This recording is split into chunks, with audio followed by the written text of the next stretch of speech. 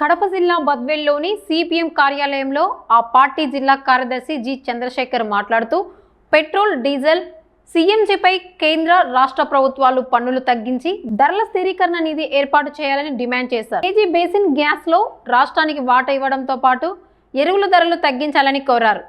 కార్పొరేటర్లకు ఇచ్చే రాయితీలు తగ్గించి ప్రజలపై పడుతున్న భారాలను తగ్గించాలని అన్నారు.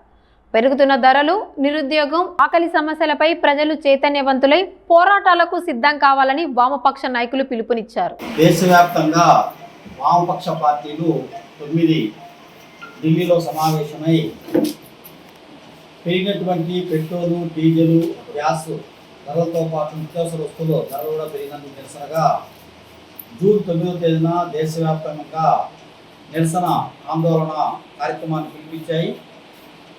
ఇందులో ప్రధానంగా గతంలో జరిగినటువంటి 5 రాష్ట్రాల ఎన్నికల ముందే ఈ ధరలు పెంచాలని చెప్పి Narendra Modi, BJP, NDA government ప్రయత్నం చేసింది.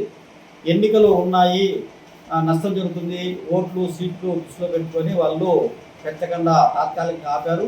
వాళ్ళ నిజస్వరూపం ఇప్పుడు ఎన్నికల తర్వాత బహిర్గతమైంది. పెంచినటువంటి విధానం కూడా చూస్తే గ్యాసు, పెట్రోలు, డీజిల్ అట్లాగే నిత్యావసర వస్తువుల పైన 15 నుంచి 20% వరకు ఒక్కొక్క రాష్ట్రంలో ఒక్కొక్క రకంగా పెంచారు. ఇది హేతుబద్ధంగాను శాస్త్రీయంగాను లేదు.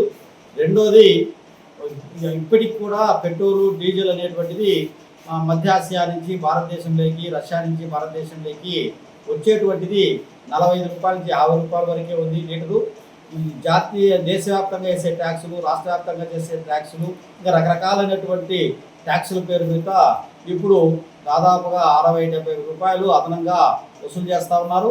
కేంద్ర రాష్ట్ర ప్రభుత్వాలు ఈ ట్యాక్స్ను తగ్గిస్తే మళ్ళీ పూర్వపు రేటుకే పెట్రోల్, డీజిల్ ఇవ్వడానికి వీలవుతుంది.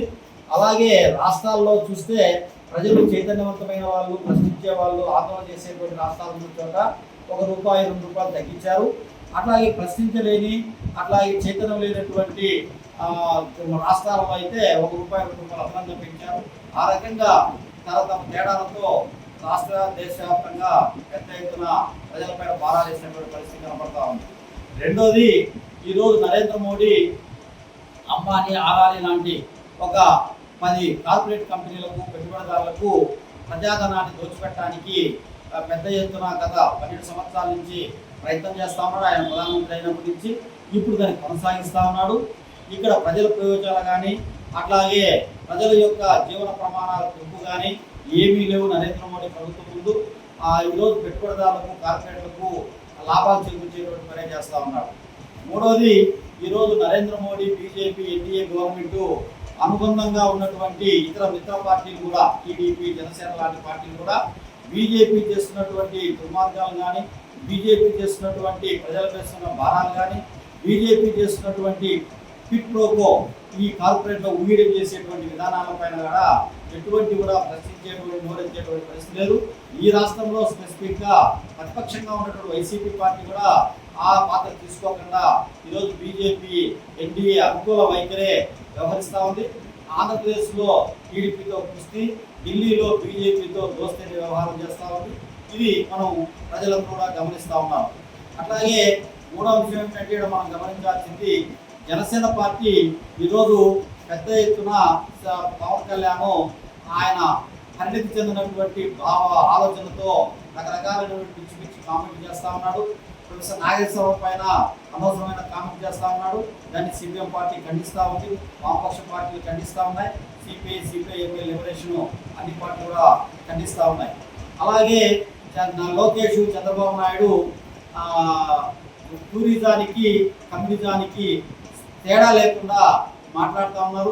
కమ్యూనిజం అనేటువంటిది, సోషలిజం అనేటువంటిది ఒక భావజాలం కాదు, ఒక ఆచరణాత్మకమైనటువంటి ఒక సమాజ నిర్మాణానికి సంబంధించిన అంశము. దాని మీద అవగాహన లేకుండా టూరిజంతో కంపారిజేషన్ చేస్తూ ఉన్నారు. వాళ్ళ అవగాహన రహితం అనేటువంటిది ఈరోజు పెద్ద ఎత్తున బాహితమవుతూ ఉంది.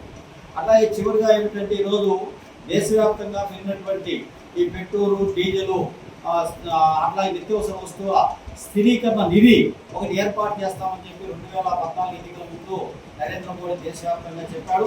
2014 అయిపోయింది, 2019 అయిపోయింది, 2026 18వ సార్వత్రిక ఎన్నికలు అయిపోయినాయి.